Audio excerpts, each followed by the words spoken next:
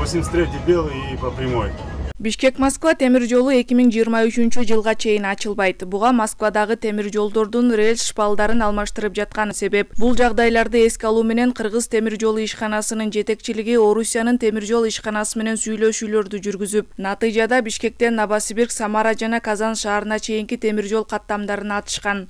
5 апрелде биздин коллегалар Москвага барып келишти, как раз ошо пассажирский перевозка маселе боюнча. Азыркы учурда Москванын кольцевойун полностью железнодорожный транспорт обновление кылып атышат.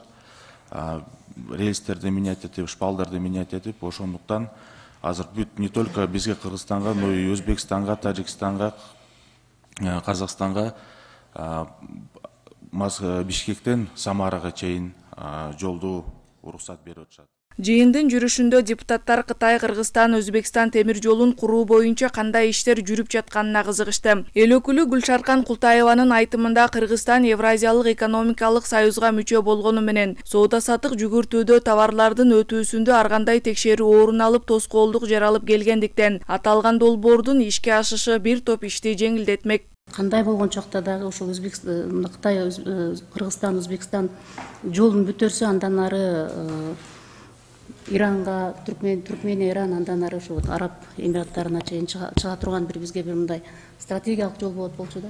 Кытай, Өзбекстан, Кыргызстан темир жолу боюнча сүйлөшүүлөр жүрүп атат. Мына урматтуу президентибиз кечээ эле күнү сүйлөшүүсү болду. Бул боюнча баягы маршрутту так аныктоо боюнчадан иштер жүрүп атат да. Мына темир жолдун арасында анан ким курат, кайсы тарап жагынан курат, анын баасы боюнча азыр бир топ сүйлөшүүлөр болуп атат. Эске сала кетсек, Кытай, Кыргызстан, Өзбекстан темир жолун куруу демилгеси 2020-жылы көтөрүлгөнү менен бүгүнкү күнгө чейин куруу иштери баштала элек. Ал эми комитеттеги талкуунун жүрүшүндө темир жолго байланыштуу учурдагы көйгөйлөр ортого салынып, эл өкүлдөрү жүргүнчүлөрдү ташыган вагондордун жаңысы качан алынат деген суроо узатышты. Лев Толстой менен кетип атканда ошол жерде көп баягы Советский Союздан калганбы же азыркыбы баягы немелер пассажирский турат вагондор.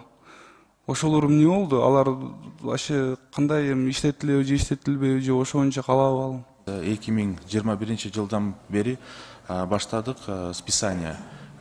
Бул вагондорду не только пассажирский, соответственно, эксплуатациядан кеткен уже. Жаңыларын качан аласыңар?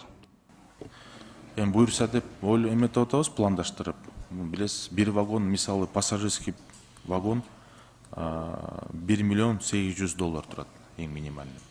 Өз кезегинде депутат Тазабек Икрамов Кыргыз темир жолу ишканасындагы коррупциялык схемаларды жакшы билерин айтып, темир жолдон келген жүктөрдөн эбегейсиз байыган жетекчилер болгонун эске салды. Мындан улам эл өкүлү учурдагы жетекчини эскилердин жолун улабай таза иштөөгө чакырды. Мен сиздердин ал жердеги коррупцияңарды мындайча айтканда жакшы билем да.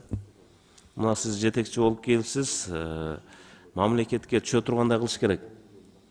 Мына азыр дагы бир аз убакыт өткөндөн кийин сиздин артыңыздан дагы биз палатада көтөрүп, ушул жерде коррупциялык элементтер болуп атат деген нерсе болбой тургандай кылып, өзүңүз бир таза бир жакшы жумуш алып барып берсеңиз. Белгилей кетсек, буга чейин Кыргыз темир жолу ишканасын жетектеген Василий Дашков Кыргыз темир жолу мамлекеттик ишканасынан мыйзамсыз каражаттарды алуу боюнча коррупциялык схемага шектелип кармалган. Акылай Маратова, Данияр Чарбеков, Нур Ньюс, Бишкек.